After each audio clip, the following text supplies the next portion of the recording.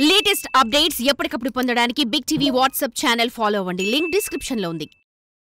ఇప్పుడు మీరు మీ ట్విట్టర్లో వాళ్ళని కించపరిచేలా, మనోభావాలు దెబ్బతీసేలా మార్ఫింగ్ ఫోటోలు పెట్టారు అనేది వాళ్ళ ఆరోపణ. సరే, అది పెట్టారని మీ ఇంటి దగ్గరికి ఎప్పుడైతే పోలీసులు వచ్చారో ఆ తర్వాత నుంచి సోషల్ మీడియాలో మీ మీద వస్తున్న మీమ్స్ మీరేని కేసులు పెడతారు? మీరు కూడా పోలీస్ స్టేషన్లో కేసులు పెడతారా?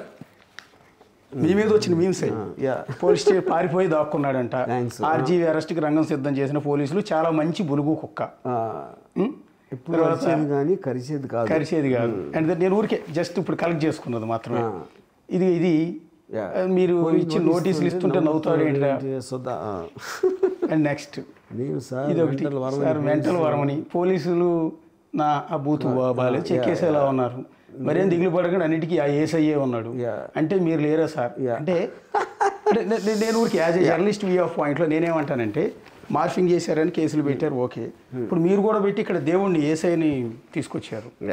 అండ్ దెన్ మెంటల్ వర్మ, మీ మానసిక పరిస్థితి బాగాలేదని క్రియేట్ చేస్తున్నారు, పిచ్చోడి కింద క్రియేట్ చేస్తున్నారు, మీరు కూడా కేసు పెట్టచ్చు. అదే చెప్తున్నా. అప్పుడు ఏంటంటే ఈ లెక్కన మొత్తం ఆంధ్రప్రదేశ్లో ఉన్న 5 కోట్ల మంది ఒకళ్ళ మీద ఒకళ్ళు కేసులు పెట్టుకోవడం తప్పిస్తే ఇంకేమి చేయరు లైఫ్లో. అది ఒకటే ఉంటుంది ఇంకా. అంతే కదా. ఇప్పుడు మా కెమెరా వేలు ఉన్నాడు సార్, కెమెరా తీసుకొచ్చి పెట్టమని గద్దిచ్చి అడిగాడు సార్ అని చెప్పి ఆయన కూడా పెట్టచ్చు. నా మనోభావాలు దెబ్బతీసాడు సార్. కరెక్ట్, పెట్టచ్చు. మనోభావాలు దెబ్బతింటానికి అసలు మీకు అంత ఎలా ఉంటుంది, ఉండటానికే ఛాన్స్ లేదు. ఎవరైనా ఎవరి మీదైనా ఏమైనా పెట్టచ్చు.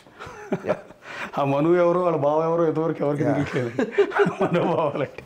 సరే సార్, ఒకటి సార్ మీ మీద కేసు ఫైల్ అయింది. సో కేసు పెట్టిన వాళ్ళని గౌరవిద్దాం, వాళ్ళ మనోభావాలను కూడా గౌరవిద్దాం. నేనంటే వాళ్ళు బాధపడిపోతున్న ఈ కించపరిచారని మీరు పోస్ట్ చేసిన ఆ పోస్టుల గురించి కదా ఈ కేసులు ఫైల్ చేస్తున్నది. ఒకసారి ఆ పోస్ట్ గురించి ఏమైనా క్లారిటీ ఇస్తారంటే, మీన్ ఆ సందర్భంలో ఎందుకు పెట్టారు? వ్యూహం అనే సినిమా ప్రమోట్ చేసే క్రమంలో పెట్టారా? నిజంగా మీరు చంద్రబాబును, లోకేష్, పవన్ కళ్యాణ్ కోపంతో పెట్టారా? ఫస్ట్ ఆఫ్ ఆల్ నేను సినిమా అన్నదే ఒక సెటైరికల్ ఆస్పెక్ట్లో తీసాను. ఎస్. అండ్ దాని గురించి నేను చాలా ఇంటర్వ్యూలు ఇచ్చాను. అది ఐ స్టాండ్ బై దట్. నేను అది అప్పుడు నేను ఏం ఫీల్ అయ్యాను, ఏం చేశాను అనేది. ఇప్పుడు దాంట్లో భాగంగా చాలా నాకు ట్వీట్లు వస్తామండి, వేరే వాళ్ళు కొన్ని మా వాళ్ళు చేశారు, వాటిని నేను ఫార్వర్డ్ చేస్తాను, ట్విట్టర్లో పెడతాను, ఏదో ఎక్కడో చేశాను. ఈ పర్టిక్యులర్ ట్వీట్స్ని వాళ్ళు నేను పెట్టానని ఏదైతే చెప్తున్నారో అది I have no knowledge of that. ఎందుకంటే 1 year బ్యాక్ నేను ఏం చేశాను అనేది ఇన్ని వేల మందిలో నేను అది చెప్పలేను. కానీ ఇప్పుడు అలాంటివి నేను ఇప్పటికి కూడా రోజుకి ఎన్నో వస్తూ ఉంటాయి. అసలు సోషల్ మీడియాలో తిరిగే సర్క్యులేట్ అయ్యాయి. ఇప్పుడు మీరు నాకు చూపించినట్టు ఫర్ ఎగ్జాంపుల్ ఇది ఎప్పుడు వచ్చి ఉంటే మా అది లాస్ట్ 2 daysలో వచ్చాం. 2 daysలో ఎందుకంటే ఇన్సిడెంట్ అయిన తర్వాత నేను చెప్పేది. మీరు ఒక్క మనిషికి ఇన్ని వస్తూ ఉంటే వేరే మనిషికి ఎన్ని 100,000 రావాలి అసలు మొత్తం మీరు తీసుకుంటే. అప్పుడేమవుతుంది, మీరు ఒక గవర్నమెంట్ ఆస్పెక్టా, పోలీస్ ఇన్స్టిట్యూషనా, వాళ్ళు దీన్ని అసలు ఏ కాంటెక్స్ట్లో తీసుకుంటున్నారు, ఎంత సీరియస్గా తీసుకుంటున్నారు, ఎందుకు తీసుకుంటున్నారు అనేది మెయిన్ క్వశ్చన్ ఇక్కడ. It is not me. ఇప్పుడు నా పాయింట్ ఏంటంటే, ఇప్పుడు పోలీసు అనేది చాలా అండర్ స్టాఫ్డ్. అమెరికాలో ఎంతమందికి ఎంత ఉంటే ఇండియాలో ఎంతమందికి ఎంతే ఉన్నారు అని చాలాసార్లు మనం వింటాం. Especially when heinous crimes like మన దిశ గ్యాంగ్ రేప్ కానీ లేకపోతే మర్డర్ కేసు కానీ వాటిల్లో కూడా సీరియస్గా ఇన్వెస్టిగేట్ చేయడానికి టైం లేదు పోలీసుల దగ్గర. They're overworked. దానికి కేసుకి టైం ఇవ్వటానికి వీలు లేకపోతే వాళ్ళని డైవర్ట్ చేసి ఏదో 1 year బ్యాక్ ట్వీట్ కానేసి మీరు ఎక్స్చెక్కర్స్ మనీ యూజ్ చేసి వాళ్ళని డిస్ట్రిక్ట్లు దాటేసి తీసుకెళ్ళి ఏ పాయింట్లో నేను రానని చెప్పలే. I just ask for time. Already supreme court guide లైన్స్లో వర్చువల్ దానికి టెక్నాలజీ యూజ్ చేయాలి అని వేసిన అదొకటి. దాన్ని నరేంద్ర మోడీ గారు కూడా దాన్ని సపోర్ట్ చేసి అలా చేయొచ్చా అని అడిగాను. Can I do it like that? దానికి రిప్లై కూడా లేకుండా వచ్చారు.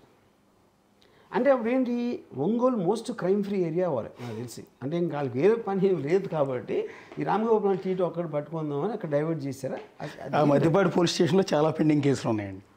ఈ రోజుకి మధ్యపాడు పోలీస్ స్టేషన్ బయటకు వెళ్తే నాకు న్యాయం చేయండి, మా ఇంట్లో దొంగతనం జరిగింది, మా అబ్బాయిని వాడు కొట్టాడు, మా ఆస్తి లాక్కున్నాడు అని ఆ పోలీస్ స్టేషన్ బయట అరుగుల మీద చాలామంది కూర్చుంటారు ఈ రోజుకి. సో నేను I'm not blaming the police అని. పోలీస్ ఒక హెరార్కియల్ సిస్టమ్ నడుస్తుంది. ఎవరో చెప్పాలి, ఎవరో ఇలా చేసుకోండి, ఇలా తీసుకోండి, ఇంత తొందరగా మాకు కావాలని ఎవరో ఒకళ్ళు చెప్పకపోతే ఎందుకు చేస్తారు? ఎందుకంటే ప్రతి మనిషికి ఒక లిమిటేషన్ ఆఫ్ టైం ఉంటుంది. లిమిటేషన్ ఆఫ్ ఎఫర్ట్ ఉంటుంది. ఇంతే చేయగలుగుతారు, ఇంత టైంలోనే చేయగలుగుతారు. అప్పుడు ప్రయారిటీస్ అనేది మోస్ట్ ఇంపార్టెంట్. అంటే ఇది లేకపోతే మళ్ళీ నేరం జరగబోతుంది. లేకపోతే ఇప్పుడే ఈ కేసు ఇమ్మీడియట్గా టేకప్ చేయకపోతే ఒక మర్డర్ జరగబోతుంది. లేకపోతే ప్రజలందరూ ఎవరిని కొడతారు అని ఇమ్మీడియట్ యాక్షన్ రావడానికి ఛాన్స్ ఉంది అన్నది ప్రయారిటీగా తీసుకుంటారు కామన్ సెన్స్ ఎవరైనా. అప్పుడు ఈ ట్వీట్ పెట్టి ఆ ఒక అతని మనోభావాన్ని ఇమ్మీడియట్గా కరెక్ట్ చేయకపోతే ఏమవుతుందని వాళ్ళ ఉద్దేశం అనేది నాకు అర్థం కావట్లేదు. ఒకటి పాయింట్ 1.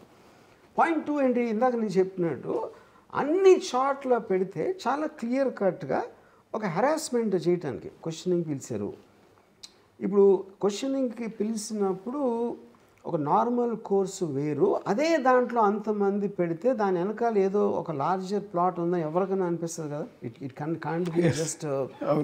అప్పుడేంటి వర్ల రామయ్య ఏదో పేరు చెప్పారు మీరు, అతనికి వేరే చోట పెట్టిన అతను వాళ్ళందరూ చుట్టాలా, వాళ్ళందరూ కలిసి ఒక గ్రూపా, వాళ్ళందరూ ఫ్రెండ్సా, ఏంటి అసలు అది అది అది సో ఆబ్వియస్లీ మీరు డిస్ట్రిక్ట్స్ తిప్పేస్తున్నానికి ట్రై చేస్తున్నారంటే it is not a regular course of law. అది చాలా క్లియర్ కట్గా అర్థమైపోతుంది దాంట్లో.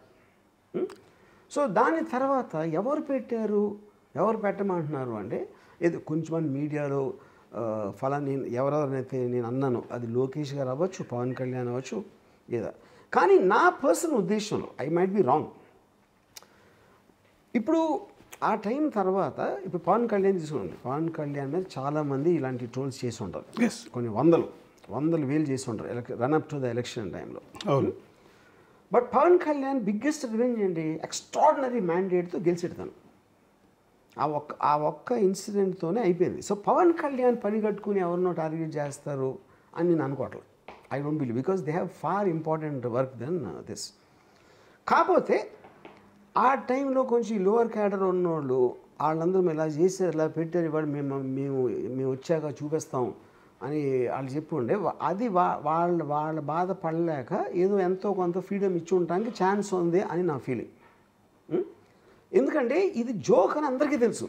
ఫైనల్గా ఇలాంటి దాని మీద కేసు పెట్టి దానికి ఫాలో అవ్వటం అనేది దాంట్లోంచి ఫైనల్గా ఏమొస్తుందో రాదో పక్కన పెట్టి వాళ్ళకే తెలుసు this is not a crime of ఏదో రాష్ట్రాన్ని దోచేసుకున్నంత, లేకపోతే ఎఫ్ఐఆర్ ఫైల్ చేసిన ఐడియా ఉంది తెలుసు. ఒకవేళ కోర్టు దగ్గరికి వెళ్తే అది జిల్లా కోర్టు అయినా లేకపోతే ఇంకో చిన్న కోర్టు అయినా కూడా జడ్జికి కూడా తెలిసిపోతుంది ఏముంది అడిగి చాలా కేసులు ఉంది అనుకుంటే మీరు అసలు మొత్తం సగం రాష్ట్రాన్ని ఖాళీ అన్ని జైలు పెట్టాలి దానికి రోజు సోషల్ మీడియాలో పెట్టే పోస్టులు. So I believe it is social మీడియాలో ఉన్న ఒక ఆస్పెక్ట్, భయంకరమైన పోస్టులు పెడతారు, ఇది కూడా కొంతమంది అనుకోవచ్చు. I'm not saying no to that. But ఆ ఎలిమెంట్ ఉన్నంత వరకు దాన్ని ఎలాగా మీరు ఒక పాలసీ లెవెల్లో ఎలా రెగ్యులేట్ చేయాలి అనేది చేయకుండా, ఆ క్లారిటీ లేకుండా ఈ రూట్లో వెళ్తే it only I mean become more complex దాంట్లో నుంచి. For more videos like this, subscribe Big TV channel.